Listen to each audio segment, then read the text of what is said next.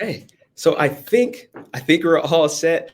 So right now we're on the slide. That's really great. We get the opportunity to introduce our distinguished guests that are on the panel.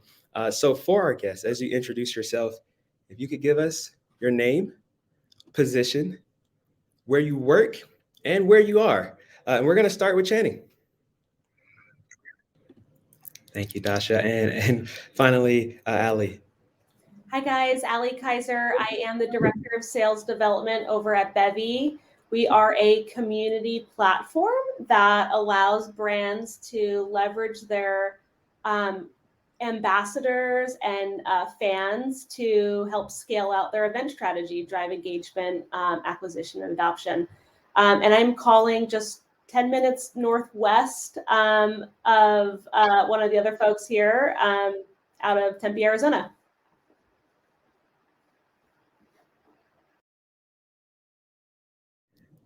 Thank you so much, everyone, for introducing yourselves.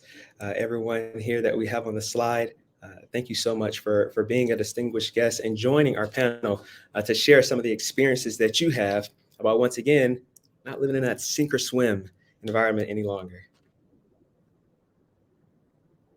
All right.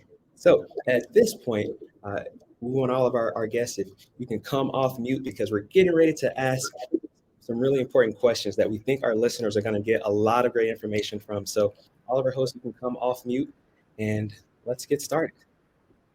Some of our questions here. The first question, we'll go in that same order, starting with Channing. If you all could just tell us a little bit about how did you get into sales? Great question. So I think along with a lot of the folks who graduated from Flockjay, my direction into sales wasn't very traditional. I didn't study sales in college and then go into a sales role. There was no internship program or anything like that.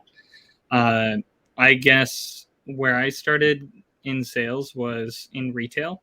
I worked at a mall, some stores you might have heard of, American Eagle, Hollister, and I worked at a little kiosk selling toy helicopters right before Christmas time. I think that's where I got the bug. And then where I got into my career, I would say right after high school, I did door-to-door proselyting for the church that I was with for 2 years. And after 2 years of cold contacting, I went to college and realized that those directly translated into door-to-door sales. So used my skills for even more good, and I sold pest control for a couple years before moving into tech through Flockjay. Thank you so much for that, Channing. I would for sure get some toy helicopters or pet stuff from you anytime. I don't know about would they come together, but I for sure buy it from you. Thanks for that. Maybe we can put them together. We'll see. I think we could. All right, Truman, if you could tell us a little bit about how you got into sales. How I got into sales. So originally I have an hospitality background. My parents and family owned a restaurant growing up, and I started bussing tables when I was about like 12 years old. And by the time I turned 18, I used that experience and just started managing other restaurants in the area. I wanted to kind of just, leave, kind of make a name for myself, didn't want to keep working with my parents my whole life. So that's what I did. I did that for a couple of years. And then when the pandemic came around, we all saw hospitality take a big hit. So I got laid off at the beginning of the pandemic. And I actually wasn't, doing anything for a year. And I decided to, get my life together and, just exploring different options. And I actually ran across Flockjay on Craigslist. And I thought it was too good to be true. I thought it was a scam. And after doing, a couple of months of research, I thought, yeah, it sounds legit. And I applied, finished Flockjay, and I graduated batch 11 May 22nd of last year. And a couple of days after that, I interviewed with my current company now and started as a SDR and moved my way on over to customer success. What a success story you have there, Truman. And I see you with the shout out to B11. So I know they're on the other side waving and really excited for you. I appreciate that, Truman. All right. Next, Dasha, if you could tell us how you got into sales.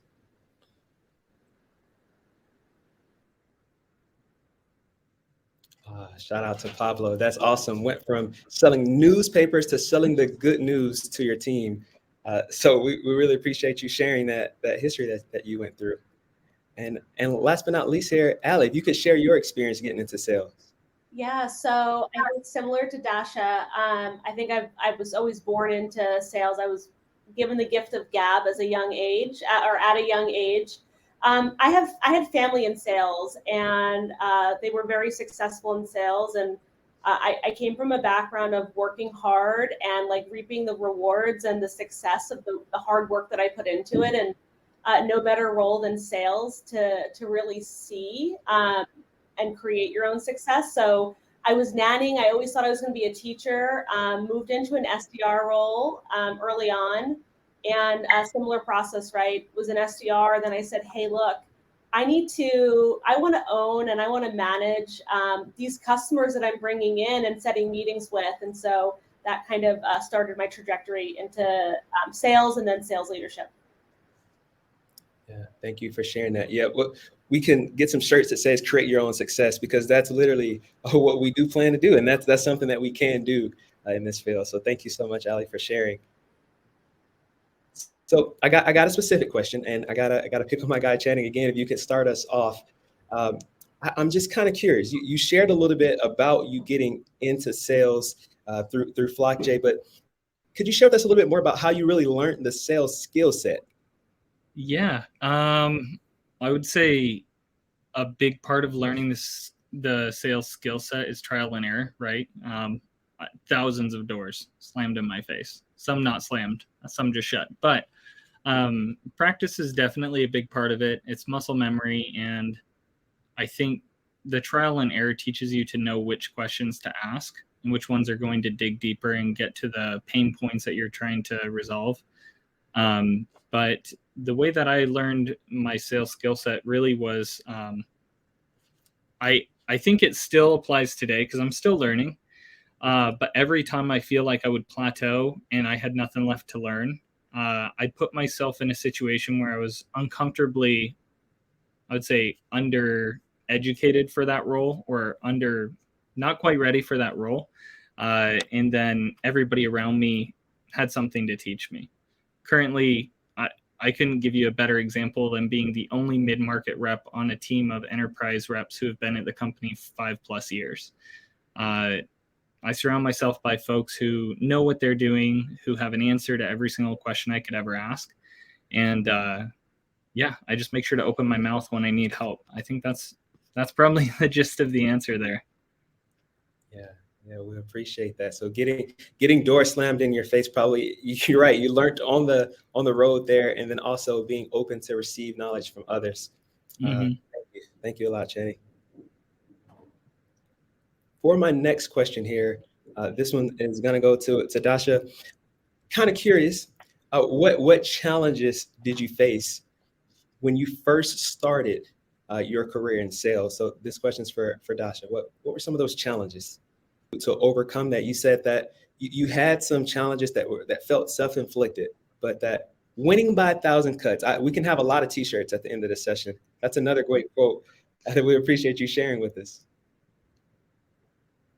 All right, so we're going to go into our next question here. And this question is for Allie. If we can take kind of a time machine here, we appreciate you joining us as one of the directors on our panel, and we want to transport back a little bit. When you first were starting your career, what resources do you wish you had when you were first starting off? That's a really good question. All of them. You name it, I wish I had it probably. I think I'll take it in aspect of what I'm doing right now and the resources I'm giving to my SDR team here at Bevy. I wish I had a place for me to ask questions. I think Slack really became a thing, in the later years. Early years, we didn't have that. We were just literally turning to the person next to me. But was there a repository or a single place that I could learn the tips and tricks from other people that have walked in my shoes before, learn from their successes and even failures, right? So I wish I had a single place or a place to leverage all of that knowledge and information that lives predominantly in people's minds and heads. I wish I would have had access to ongoing training and enablement outside of my current role. You know, there are an abundance of training and learning and development platforms out there for SDRs and sales, customer success. If I were able to get my hands on them sooner, I would have soaked them up a heck of a lot more. I mean, I think the last thing that I'll say is just like direction. You know, someone providing a clear, path and direction for me, kind of pointing me in the right direction. I navigated myself, but to have that, strong mentor or someone there early on to help guide me would have been really valuable. Yeah, and once again, I appreciate you and Dasha joining as directors. And I think something that your teams can really benefit from is the fact that both of you all did the role, so you know what it feels like. Like those things that you've been saying, Allie, like the things that you wish you had, you can say that now and give that to your team because you know what it's like to not have it. And now, like, oh, I wish I did. And now you all can provide that. So we appreciate you sharing those that you had. All right, so we're going to go to our next question here, and this is for Truman. And we're curious, Truman, how do you help your team members kind of overcome some of the same challenges that you faced in the past? That is great.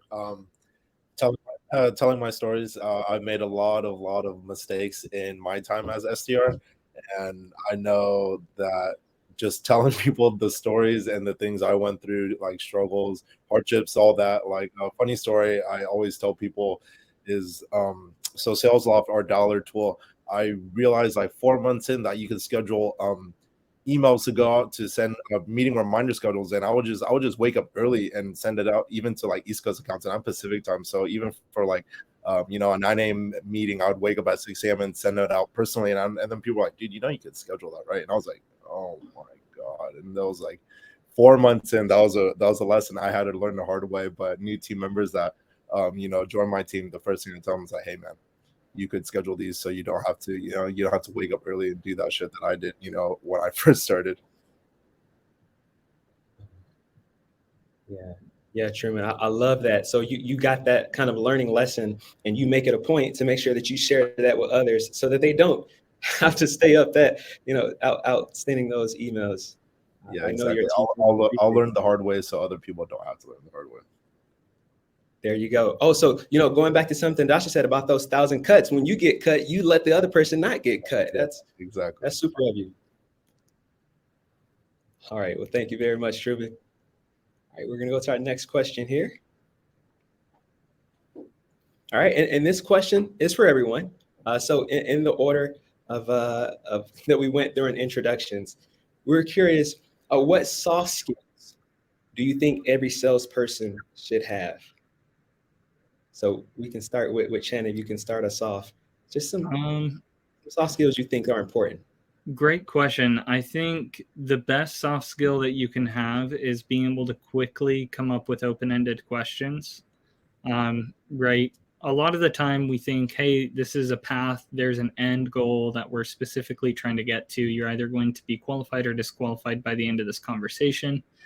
I've found myself very surprised at times by asking more open-ended questions. Sometimes there's something completely off the path that's still in the same trajectory, or in a more important trajectory that I wouldn't have gotten to unless I was quick on my feet about using those questions, open-ended questions that just provoke thought.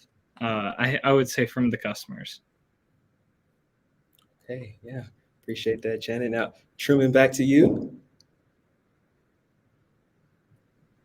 What soft skill? I think the biggest thing is being able to self-motivate yourself. I think everybody here knows that there's no good salesperson that isn't motivated and wakes up every day and attacks the day with a purpose versus letting the day attack them first.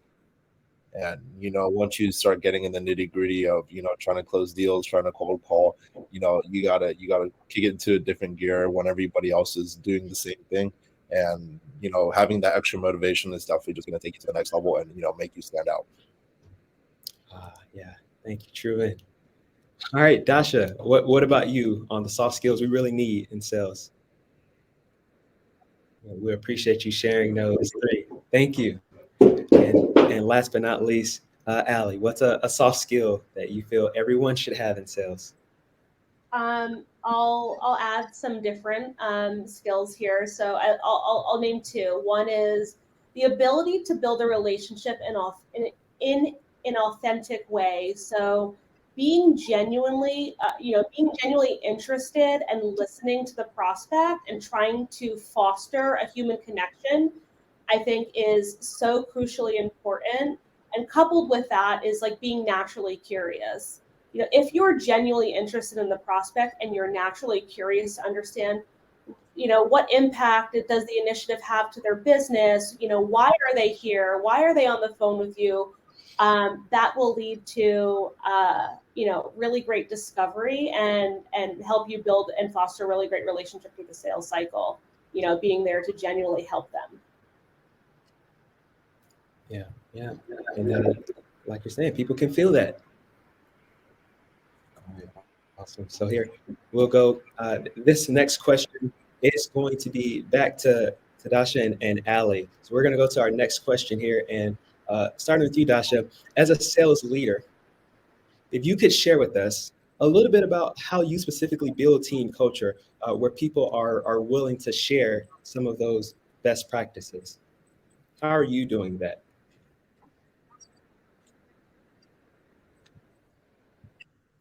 Thank you very much for that. And if there's anyone that couldn't Tasha for any reason, I want to make sure that you get some of the great takeaways she's saying is that she realizes that the culture isn't just her. She's not creating that. It's the people on the team that are really creating that culture of collaboration and team wins, even regardless of East Coast or West Coast. It's the team.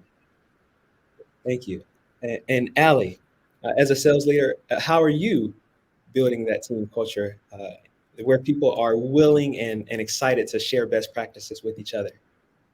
That culture, like plus one to Dasha, like culture is so incredibly important. And I think even more, well, it's always important, but like for an SDR team, I think culture is something that fuels the success and the performance of the team. And it's a big part of why, I lead and why I am a leader is to inspire and foster, a kick butt, workplace that, to the point of the question, drives collaboration, emphasizes the need to share, to celebrate and win together. And so we do a number of different things here at Bevy within the SDR and sales team. We've got, Slack, we've got SDR win channels, we've got AE win channels where, as that AE or as that SDR lands that meeting, they're sharing the story, the channel that they got the meeting on. What's the win behind it?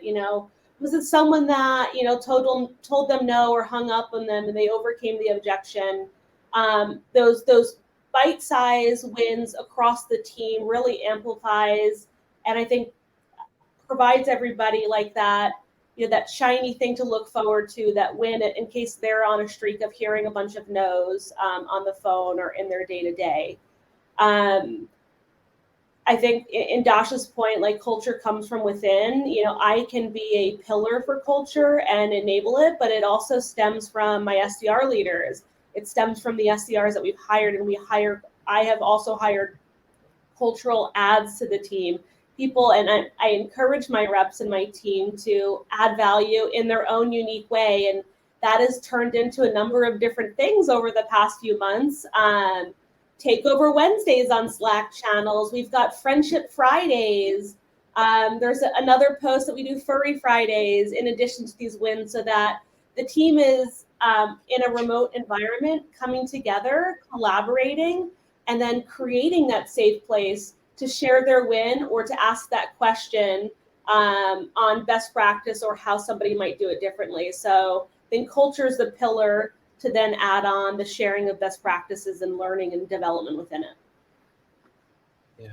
Thank you all so much for sharing how you do that, because what I'm really excited about is some of the things that you both shared as sales leaders are things that us as non-sales leaders can actually do and take accountability for as well when it comes to building up our team and kind of fighting through some of those tougher times. And finally, this was our last formal question that's on a slide, but I do have one more question that I'd like for each of you to answer. We're going to go backwards. So Channing, you'll be last on this one. Allie, if you can start us off. We've kind of talked about how sales can sometimes be difficult, whether it's a slam door in person, unanswered cold call, or getting hung up on a cold call. Allie, we can start with you. If you could kind of share it with us, how can we stay motivated through some of those tougher times? I want everyone on this call to be able to take something away that they can kind of grab onto through the hard times. Yeah. I say to a lot of people, don't let the highs get too high and the lows get too low. It's all about, creating consistency and riding the wave to a bit. Like, if you are in that low, find the win and look for the win and the silver lining in that, that point of rejection, right? You got someone to answer the phone. You got them to stay on long enough for them to give you an objection, right? You can always tease out some good and then figure out how you're going to turn the situation around next time or what you'll do differently to make that a win. So I think that, working through those and looking for the silver lining. The other thing that I say to my team all the time is like, we all know, I run an SDR team, right? So we all know that like we're cold calling, right? And we're getting people and you just don't know what kind of day the person is having on the other line, right? And it's easy to take things personally and get upset or worked up if someone hangs up the phone on you or is not as nice as you hope they would be in responding to your cold call. But I try also to like encourage my team to put themselves in the shoes of somebody else. We all get cold calls. We get those spam calls, those potential spam calls on our phone. And sometimes they catch us at a bad time and you just don't know. And so I always say, give someone the benefit of the doubt and look for the good that happened and then figure out your game plan and how you're going to turn it around next time. And that gives some people some leeway to get to that next win. Thank you so much for sharing that Allie. Dasha, we're now going to go to you. What's something we can hold on to during some of the downtimes?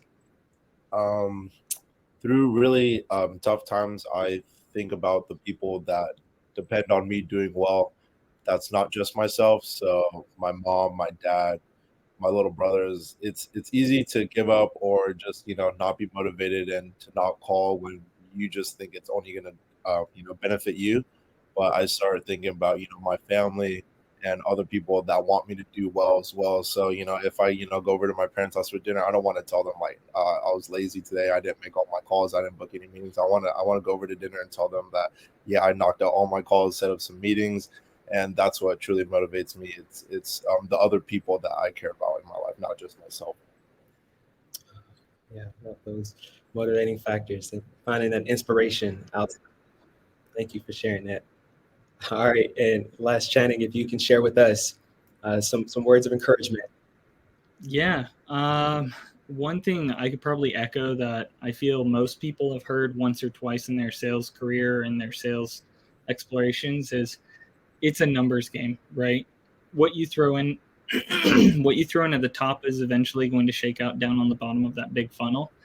But it's the constant.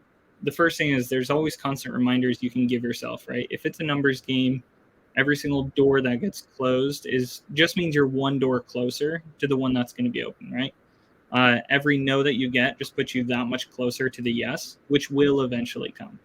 And it's something that I feel like in the beginning of your sales career, you're reminding yourself of this, but after you've kind of made it a little ways into your sales career, you realize it's just going to work out because you've seen the evidence, you've seen it happen so many times. You've convinced yourself before, but now you have the proof. Now, I wouldn't necessarily take this mentality to the casino and try it out on the slot machine because I don't know when those wins come or if they ever will. But the mentality of it'll always work out, trust the process. For example, this last quarter, I finished my ramp 3 months in. Everybody told me I wouldn't really truly be ramped up until 6 months in. But I started working on deals, didn't have anything for the first 2 months, and then doubled my quota on the last day of the quarter. So I think what helped me kind of maintain the mentality all the way through is just remembering that every time I have trusted the process, it's worked out. And it's just more proof to the pudding at that point. Trust the process, it'll work out. And then if you need to work on your mental fortitude, same thing, count the little wins, share the little wins when you have them. No matter how small or insignificant they may be, that might just be what somebody else needed to hear on your team to remind themselves that it's going to work out. So, yep.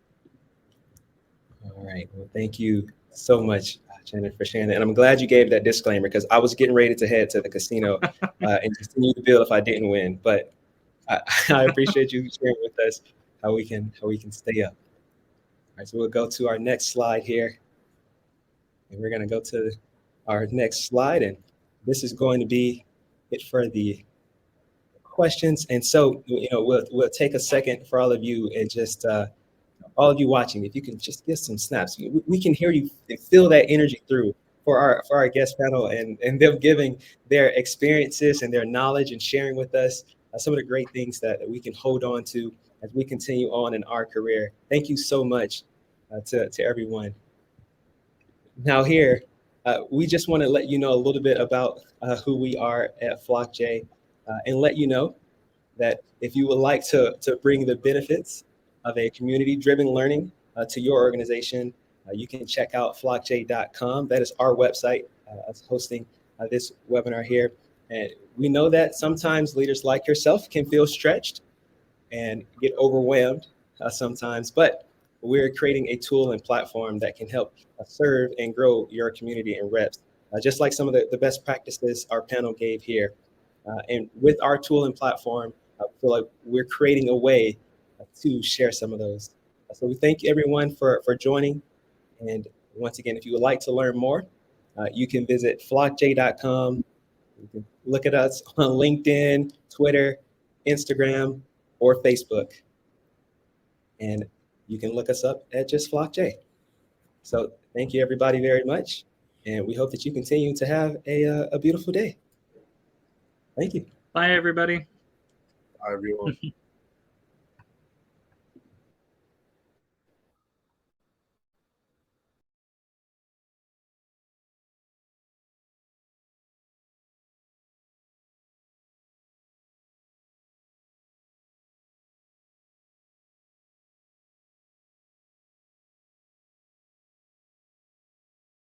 Give us some advice for how we can stay motivated.